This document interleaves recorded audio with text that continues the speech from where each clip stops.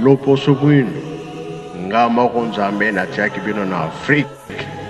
Loposo bwino nga moko nzambe natiaki bino na Afrique.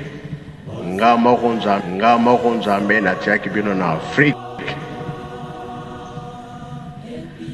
Bongo soki toyeba tata nzambe te, ekozala biso ndenge nini? Selemi mabota na mabota bakoya awa koluka ngai nzambe.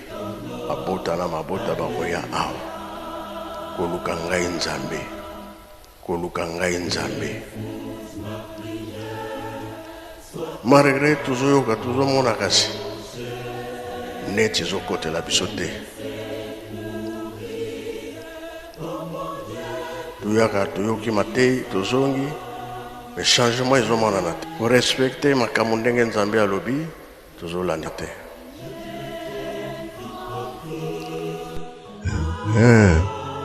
Likambo te. Nzambe mpe aza kozela yo. Yo gani ya vi na yo ndenge olingi me oyo atata nzambe lokoza koboya ye bokokutana kaka nano okofi te. Kasi kuna na bawei deja bazomona yo za na boloko.